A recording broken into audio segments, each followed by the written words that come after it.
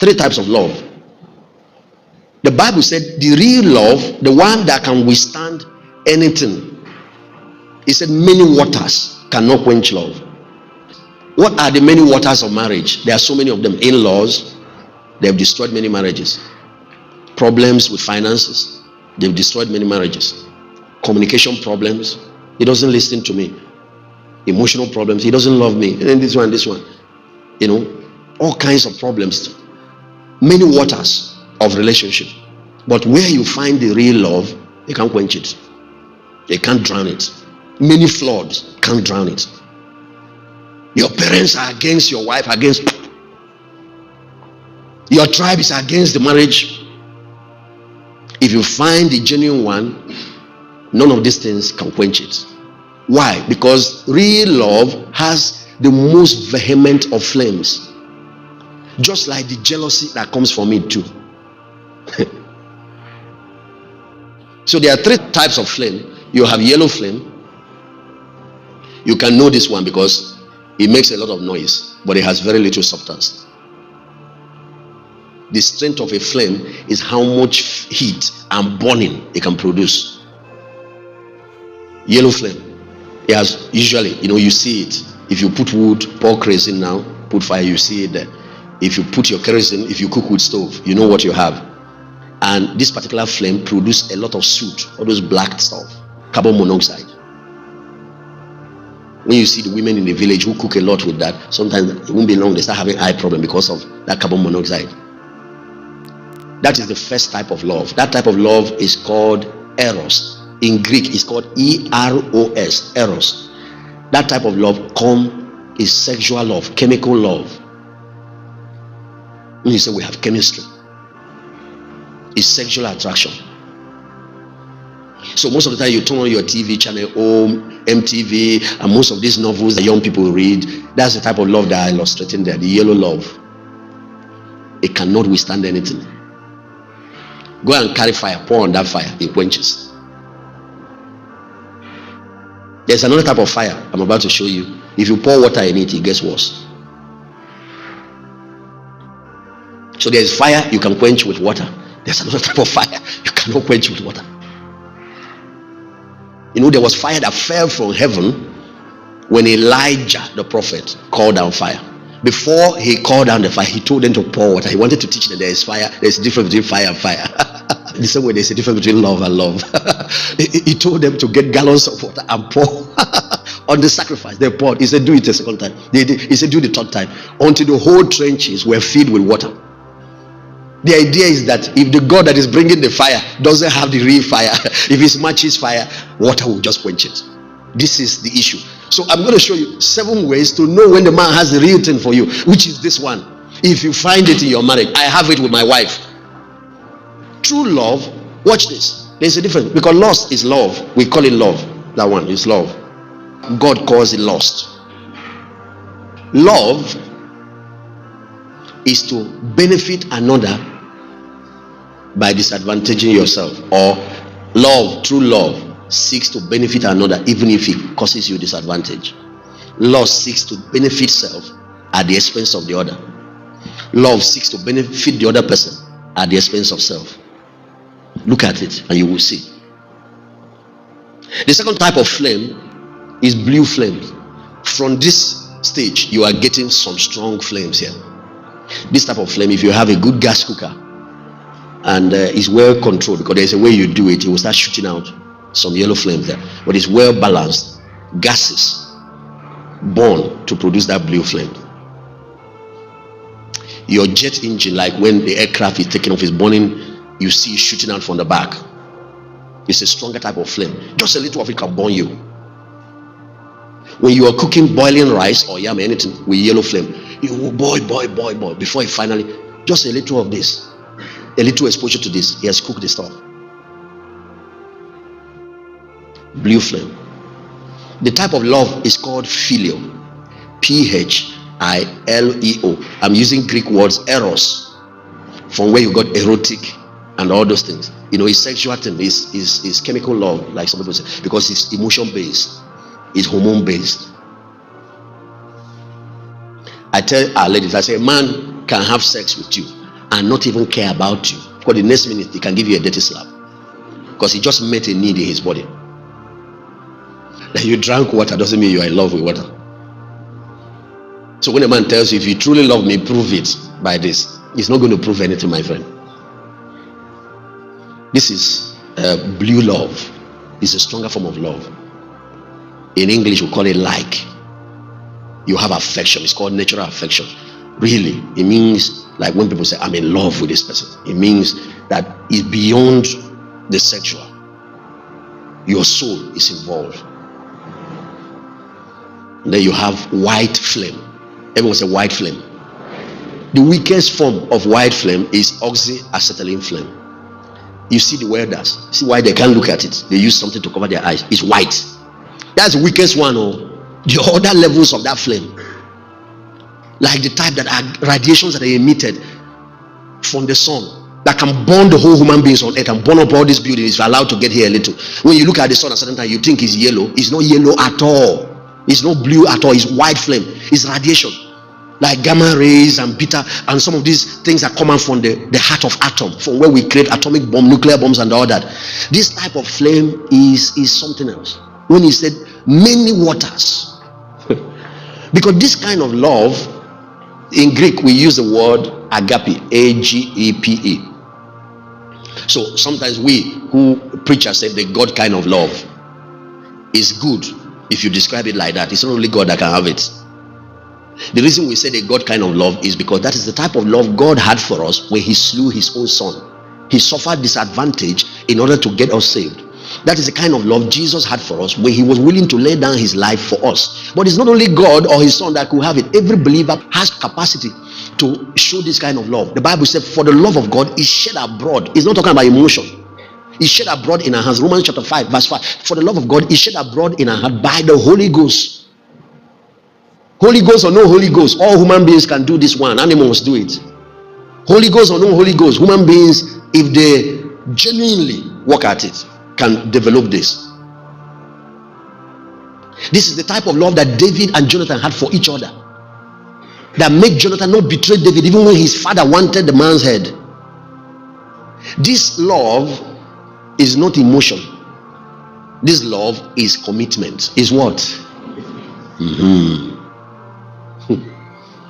This is why 1 Corinthians chapter 13, describing this kind of love, didn't say about feel or not feel. I felt this way, I didn't feel this way.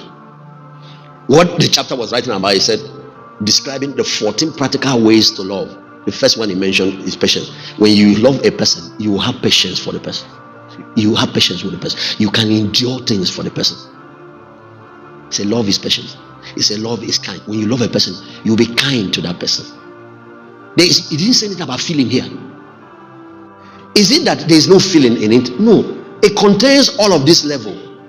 But it will not use this where there is no commitment. It will not use this where it will just take advantage of the other person.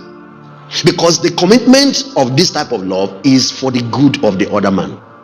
So agape is the decision of the will for the good of another. The commitment one has made for the good of another, even when it could be to your disadvantage. Even when it costs you everything. That's why you read it there. If a man spend all the substance of his house, it's still nothing compared to this kind of love. It's white flame. You can't quench it with water. Watch this. I need to give you 1, 2, 3 scriptures to differentiate them. You will know. All of them are in the Bible. Let me give you first one, yellow love. And there's another difference that you need to know about them. This one flows from the body. Say it with me. The voice of the body is feelings. Feeling. It's plenty in your body. Somebody start touching you now, away, it rises. The voice of the soul, say it, the voice of the soul is reason, intellect, thinking, thoughts. The voice of the spirit is conscience or intuition. Now, you can know that it's not right to sleep with a woman, but if you allow your feelings to be ignited, guess what happens? It overpowers your will, and even though your conscience is talking, you will do the wrong thing. In other words, what we're trying to tell you is that feeling is stronger than the will. A lot of people know what is right, but they do what is wrong. Why? Because they first of all allow another person or some other circumstances to play with their emotion. There are two things here. You have reason, you have feelings. Emotion or the feelings in your body is ignited through a number of ways. For the woman mainly, she falls in love through her ears. If the right words are said into her ear constantly, guess what happens? It will keep igniting. They like it. They like to hear good things, to know that she is the best thing that's happened to you. She is the apple of your eyes, the sugar in your tea. You call it sweet nothings. There are no sweet nothings to ladies. There are sweet something. Are you understand what I'm saying? You young guys, you don't walk up to a lady and just say, will you marry me? Because you are in church. You must know how to get her to melt. Women melt like butter. It's through their ears. You see, the part of the problem a lot of sisters have is that the guys they meet out there, the unbelieving guys, know this job, and the bros are so dry.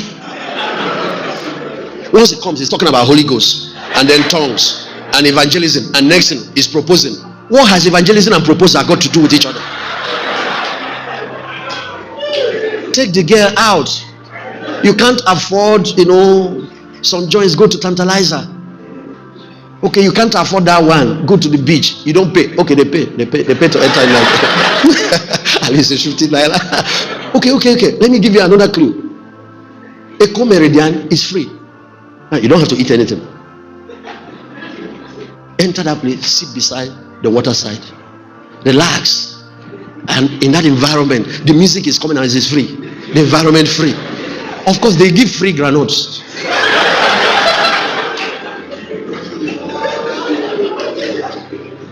Good environment to propose. The girl will say, so you come to this place? Yeah, he said, this is where I normally come.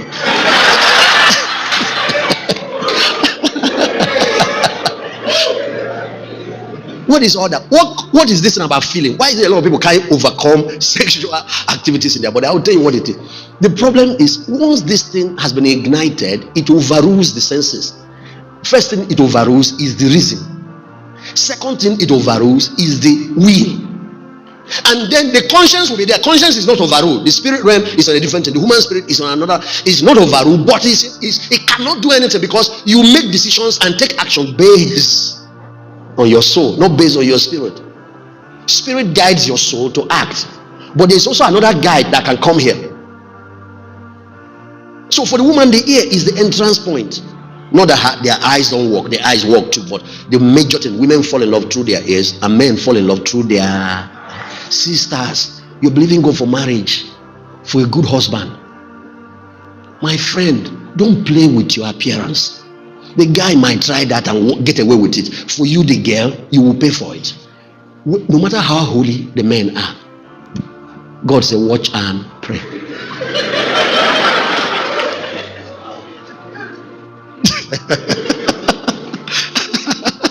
So even if the Holy Ghost is telling him with his eyes closed, the Holy Ghost told him in prayer, when he opens it and sees something, he's going to cancel what the Holy Ghost told him. He will say, Lord, I rebuke that demon. This it's not to your advantage to be eating anyhow and be blowing up. Reserve that one after marriage. At least he has taken oath. That's why I'm telling you, I have a wife that loves me. She made a decision not to even spoil the thing, because how we fall in love affects how we stay in love. This is how the way we are designed. I hope you still like me. Can I be honest with you? Or you want hyper spirituality? I know how to do it. If that's what you want, do you want truth so we can solve problems? A lot of people are covering up things with all this religious face that we wear in church, and they better get preachers who can tell them the truth. How many of you say we can go ahead? Uniformity is not equal to unity. That all of you are wearing black now, looking at that doesn't mean two people there might not be in talking terms. So packaging, wear black, choir uniform, long gown, and come to church, wear face like you saw God in the morning, doesn't mean anything.